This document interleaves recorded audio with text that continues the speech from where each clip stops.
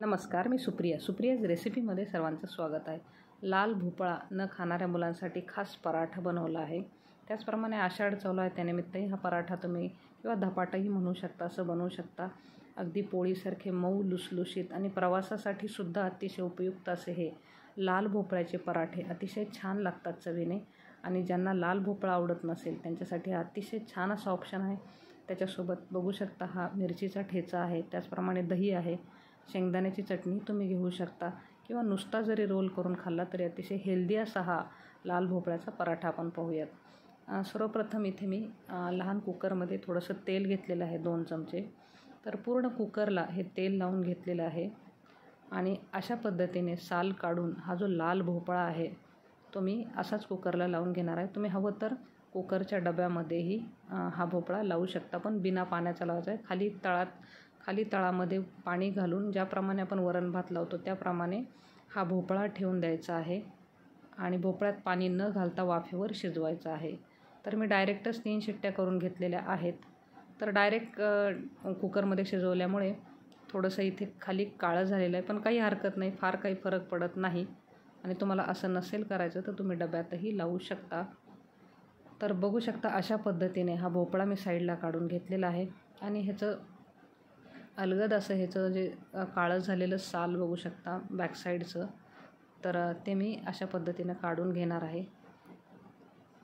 तर बघू शकता हे जर नसेल काढायचं तर तुम्ही कुकरमध्येही डब्यामध्ये लावू शकता, पण भोपळ्यामध्ये पाणी अजिबात घालायचं नाही. कुकरच्या तळाशी पाणी घालायचं आहे आपल्याला, त्यामुळे भोपळा असा वाफेवरच छान मऊसूत शिजतो. तर अशा पद्धतीने बघू शकता मी सगळ्या भोपळ्याचे बॅक साईडचे जे काळं कव्हर आहे ते काढून घेतलेलं आहे आणि पावभाजीच्या स्मॅशरने व्यवस्थित असं हे आपल्याला स्मॅश करून घ्यायचं आहे, जेणेकरून हा भोपळा गरम असतानाच मी स्मॅशरच्या साहाय्याने करून घेतलेला आहे, म्हणजे आपल्याला सोपं जातं. आणि उकडून घेतल्यामुळे हे जे पराठे आहेत ते अतिशय मऊ लुसलुशीत होतात. तर बघू शकता खिसूनही करू शकता, पण ह्याची चव अधिक छान लागते. हिरवी मिरची घेतलेली आहे, थोडं लसूण घेतलेलं आहे, तर आपल्या आवडीनुसार कमी जास्त करून घ्यायचं आहे. कढीपत्त्याची 4 पाने घालून घेतलेले आहेत. बघू शकता कोथिंबिरीची देठं आहेत इथे, थोडे जिरे आहेत आणि अशा पद्धतीने याचं वाटण आपल्याला बारीक करून घ्यायचं आहे मिक्सरवर. आणि हे थंड झाल्यानंतर हे जे लाल भोपळा आहे तो या मिक्सरमध्ये आपल्याला फिरवून घ्यायचा आहे, जेणेकरून हा पराठा छान होईल आणि मऊ लुसलुशीत होईल. तर पाहिजे असेल तर तुम्ही थोडंसं याच्यामध्ये पाणीही ॲड करू शकता. जास्त पाण्याचा वापर करायचा नाही, मग जास्त पीठ बसेल. तर बघू शकता कमी पाण्याचा वापर करून अशा पद्धतीने याची प्युरी बनवून घेतलेली आहे.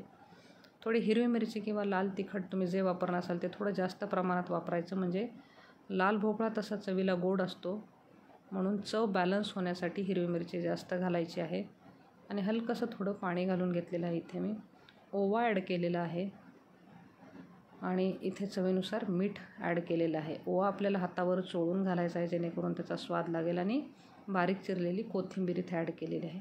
बघू शकता इथे डाळीचं पीठ छोटी वाटीने घातलेलं आहे आणि इथे गव्हाचं पीठ घातलेलं आहे जवळपास 3 वाट्या, म्हणजे जसं बसेल तसं आपल्याला यामध्ये ॲड करायचं आहे.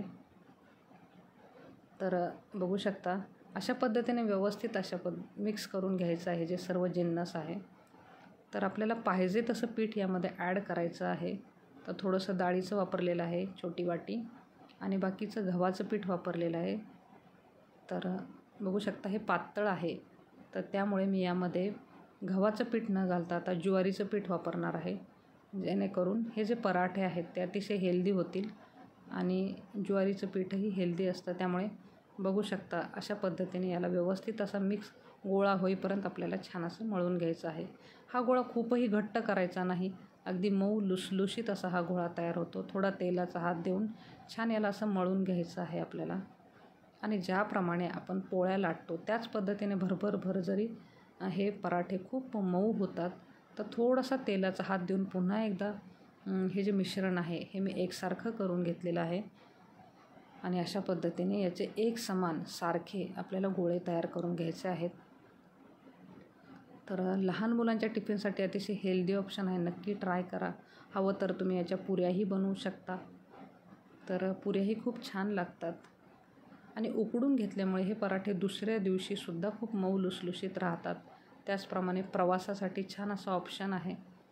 आणि हे जे बघू शकता इथे मी थोडंसं पीठ लावून, ज्याप्रमाणे आपण पोळी लाटून घेतो, मध्ये तेल लावून घ्यायचं आहे, जेणेकरून हा पराठा अधिकच मऊ राहावा. आणि अशा पद्धतीने नॉर्मल जशी आपण पोळी लाटून घेतो, पीठ लावत लावत याला छान पातळ लाटून घ्यायचं आहे आपल्याला. तर अशा पद्धतीने एकदा तरी पराठा तयार करून पहा, नक्की आवडेल सगळ्यांना. आणि थोडंसं तिखटाचं प्रमाण वाढवायचं आहे, म्हणजे लाल भोपळा थोडासा चवीला गोड असल्यामुळे ही चव छान बॅलन्स होते. आणि बघू शकता जेवढं मी लाटेल तेवढं ते पीठ लांबत चाललेलं आहे.